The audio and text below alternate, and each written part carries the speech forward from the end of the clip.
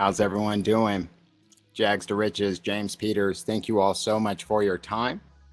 Weekly Boston Celtics off-season news.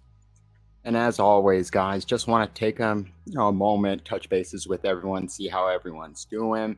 Hope everyone had an incredible week and provide updates on what's going on with this team. A lot of this, as I've said, twiddling our thumbs, waiting for news to break. And unfortunately, it's been the same silly ass story over and over. So we'll provide an update around that because, again, it's pretty much comical at this time. But then I do have a few different stories around the Boston Celtics and a few different players that I'd like to, go over. But we'll start today's video with, again, talking about the great late Bill Russell. Again, RIP, my prayers and condolences to his family. But it was announced that his number 6 jersey will be retired league-wide. What an absolute honor. Obviously, everyone's familiar with jerseys being retired. You know, your team's great players end up in the Raptors being celebrated forever. But I'll be honest, and someone please let me know below. I'm not sure if this has been done before, if there's other jerseys that have been retired across the league. If so, let me know. But some notable players: LeBron James, Kristaps Porzingis, Caruso, Montrezl Harrell. There's a few, but obviously LeBron right off the bat. So we'll have to see a couple new jerseys coming in. And I'll start with let's call it a disclaimer warning, guys. Listen, there is no one who is more sick of the damn KD, Brooklyn, Jaylen Brown saga as I am. For every one of you that is frustrated, I am as well. I have to it's to the point where when I hear it, I just click next. But it's unfortunate because when I'm prepared for this, again, I'm providing weekly updates around this team. And unfortunately, this is pretty much the biggest story in the damn NBA, and we are continued to be directly tied to it. And on a brighter side, some of the updates that you hear, again, it's comical. This is just literally like a clown show at this point. You don't know. You're hearing so many contradiction, reports, and it's every single week it's something different. This shit's just wild. But when we last left off, essentially what was going on with the whole KD thing was there was a counter report, conflicting reports about the fact of basically questioning the validity of the whole Jaylen Brown ever being offered in the first place. So we had also heard that there was an upcoming meeting for KD and Nets ownership. And a lot of us were thinking that going into that meeting, it was going to be to basically hash things out, right? We tried to trade you, talk to multiple teams. We weren't able to get the return value that we wanted. And if you look at the roster, why not come back and let's see what happens, right? And again, I thought that was the best course for him because when you look at the team, I mean, shit, if he went back, you would have KD, Kyrie Irving, Ben Simmons. They brought in Royce O'Neal, TJ Warren to also go with the returning Joe Harris, Seth Curry, Patty Mills, you know what I mean? So that was just 8 right there. So not a bad rotation, not a bad roster, especially when you got one of the top 2 or 3 players in the entire world returning to it. But that was not the case. Kevin Durant, not only did he double down, basically wanting out, he gave the ultimatum, the classic, you or them, choose me or you, basically, and said you were either going to choose me, KD, or the GM and head coach being, I believe, Sean Marks and Steve Nash. So choose one of us, either the coach and GM or me. One of us has to go. And of course, the Nets came back and, ownership went and supported, the GM and head coach. Because obviously, once you start giving the player that type of power, I mean, when does it stop? What are you going to do? I'm not going to spend. There are some of the other channels and, networks that it's like every other day they are uploading like 30-minute, hour-long episodes or, where they're going over the same KD shit over and over. It's like they're just picking different people and putting them on and switching it up, the trios and duos, and allowing them to talk about it. So I get people being exhausted with this entire, saga. And unfortunately, the Celtics, traditionally don't come out and put any rumors to bed. So as my man Chris Forsberg said, it's going to be another 2+ months of us dealing with this shit, maybe even longer, because to me, this trade doesn't happen. I'm talking about with any team until probably some point in the season. And why all this is bullshit to me is because I don't believe that at any point the Celtics will be trading for Kevin Durant. So this is just going to be a thing that's going to continue to drag our team and Jaylen Brown along with it. And it's unfortunate because I don't think, I think in my opinion, it was that, because we've heard so many different reports now, guys, and, different versions that I still feel like there might be an initial or may have been an initial phone call. And then after that, that might have been it, because how many times have you heard it's not a lot of traction? They're not actively talking. And then the other update I just heard was this silly ass shit, was that the damn Nets requested both Jason Tatum and Jaylen Brown for Kevin Durant. It's like, bro, are you serious right now with it? Like, this is when you can't even take it serious anymore, because at first, what is it now? Did the conversation start? Was it Tatum and Brown for KD? Then it went to then it went to Brown, White, and picks. No, we want Smart. It's just, there's so many different things you're hearing. So to me, it all goes back to, I think it was one damn phone call where it was like, hey, Tatum and Brown for KD. Hell no. Have a good night. Well, wait. What about, Brown and Smart? Well, we would never do Brown and Smart. Maybe Brown and White, in a first, but I don't even know. Well, multiple first. Have a good night, Sean. Like, to me, that's how that shit went. And then all the leaks and bullshit make it seem like this is an inevitable thing. And then to counter that, my man Jaylen Brown has now come out and said he is all in if the Boston Celtics pay him what he deserves. Shout out to Justin Quinn on Yahoo. Is this my man, Dr. Justin Quinn? If it is, shout out to you. But again, Jaylen Brown is all in if he is paid what he is deserved. Now, and not only deserved, but earned. I mean, to me, because this is the big blowback behind this entire thing, is how does this affect Jaylen? Is he potentially pissed? We've seen the disrespect tweet liked. We've seen shaking my head. So to me, that has been the only real, concern. It's like, you're wanting to trade me for a guy who's 10 years older than me, injury prone. We just swept in the playoffs in the first round. Anyway, so didn't we learn anything when we brought his teammate Kyrie over and went through that entire soap opera? So again, to me, this is encouraging, and this is something we've heard from multiple, beat writers and people close to the Celtics organization, that Jaylen is happy in Boston. He wants to and would love to stay here. And again, Boston can pay him more than any other team, if I'm not mistaken. So give the man his max, or whatever money it's supposed to be getting, give it to his ass, sign him, lock him down for as long as we can, and let's move forward with this championship contending team. I mean, it's almost like people forgot this team was 2 wins away from a championship. Let's trade for Kevin Durant. We'll be favored to win a title. Guys, we're already favored.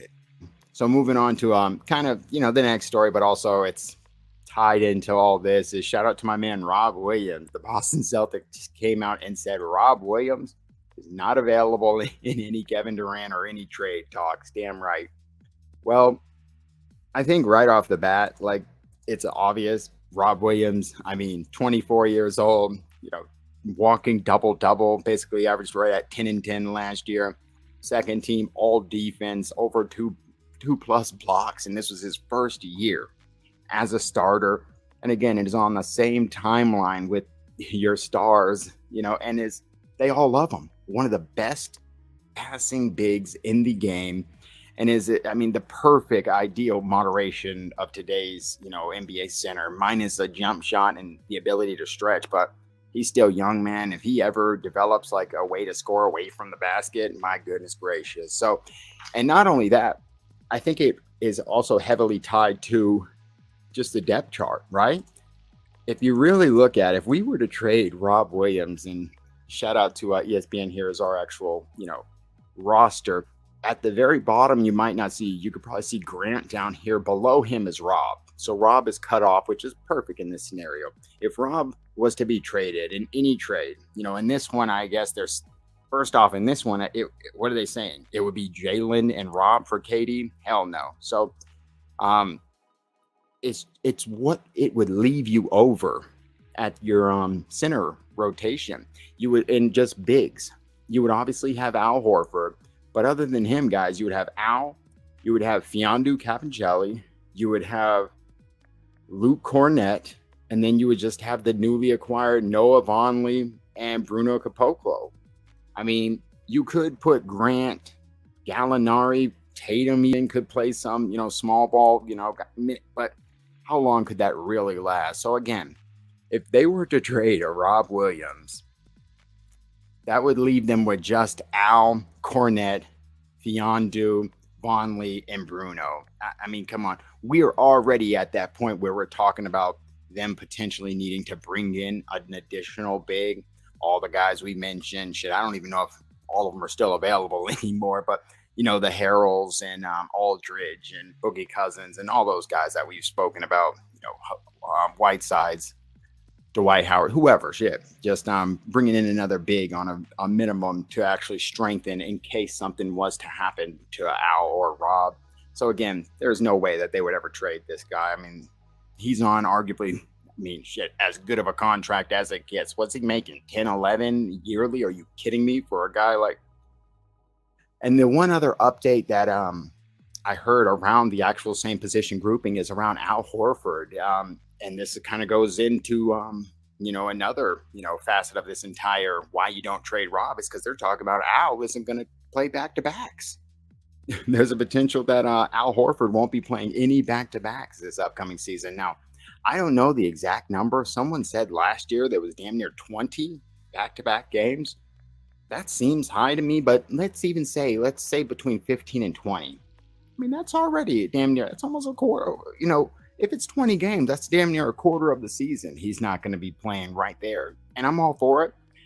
Al Horford last year during the regular season averaged about 10 points, 7+ rebounds, 7.5 rebounds, 3.5 assists.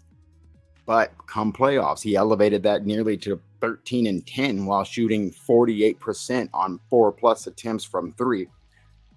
And you want to do whatever you can to preserve this man for the playoff run. And I think another extremely important thing to point out is, unlike last year, Al is not coming off of a 28-game OKC run, right? He was fresh.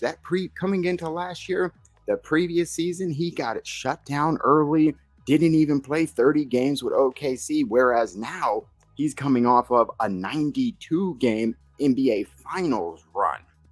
So, and he's a year older. I mean, obviously, Al Horford, who am I to question, what he's done to preserve his body and to still be able to play at the level he is, at the age he is. It's incredible, right?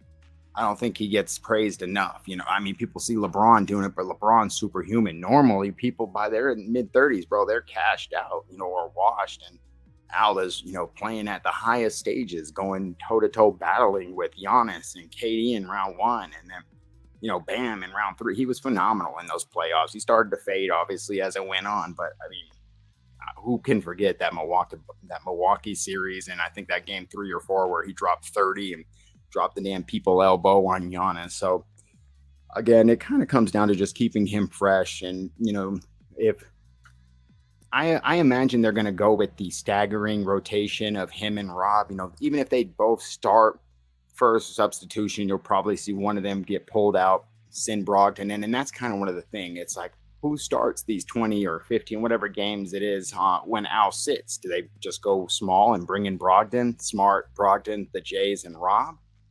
They bring in Grant, Gallo to actually fill and keep some size down there with Rob. It, kind of depends.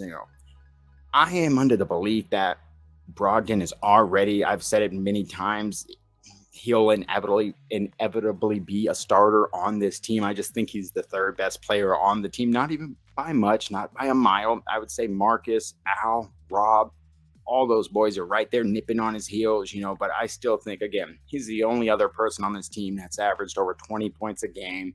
He's nearly a career 40% shooter. He's a 40, 50, 90 guy. He's a two-way defensive. I mean, again, he's a guy that he's going to be able to probably come in and, average us 17, 18 a game, let's say 18, 5 and 5, as the number 3 or 4, wherever he ends up fitting. But whether he's coming off the bench as a potential 6-man of the year spark plug or eventually being a starter, he's going to be heavily involved, getting damn near between 28 and 30 minutes a game. So it's not going to really matter. But I would say more so with Grant and Gallo, that could be a little bit more interesting just based on the fact that they kind of both provide two completely different skill sets. When you think of Gallo is going to be able to come in and light it up offensively, provide some points. There's definitely going to be a few games this year where he gets 20 or more, has some of those big time games, but is shitty on the defensive end where it's vice versa. Grant might not always provide the most on the offensive end. He might do some wild shit when he gets a little carried away, but defensively, switchability, he's lights out, especially when you compare it to Gallo. So I think that's also extremely intriguing, guys. But again, don't want to waste too much of you all's time. Just kind of want to provide some of the updates. Shout out to Bill Russell and the number 6 jersey being retired. Obviously, this KD and this Brooklyn silliness isn't going anywhere. I heard that the Pelicans and Sixers are also players now. Hopefully, he just gets traded somewhere so we can move on from all this shit. Jaylen Brown is all in as long as he's getting what he's earned and deserves. Give the man his max contract. Lock him up while again, I don't even think that him and Tatum are really in their prime yet. I think their next contract will technically be their prime contract. You can argue that they're in the beginning of it, but his next contract will basically be what, like from 27 to about 32. Yeah, I definitely want Jaylen Brown locked up as a Celtic during that time. So again, if he's all in on us, let's be all in on him. It's that simple. Rob Williams is off limits, damn right. And Al Horford, kind of, we expect it as far as and we've dealt with this. Hopefully it turns out better than it did when we had to go through this with Kemba. But some of these players, when they get up there in age in their 30s, and Al's different. Kemba, he was injury prone. Al isn't. It's just, let's make sure it's more of a precautionary, So very, very excited, guys. Loving this team, loving this roster, loving Jaylen Brown. As great as Kevin Durant is, nobody is denying his greatness. I just don't think he is the right fit for this team at this time. I'm very happy and content with every damn member of the Boston Celtics. Let's just ride into the season as is. And if we need to add another big man at some point, I'm, again, trusting Brad, trusting Ime. But I appreciate all of you so much for your time. Jags to Riches, James Peters. I hope you all have an excellent rest of your weekend and an excellent start to next week. Take care, guys. Thank you again.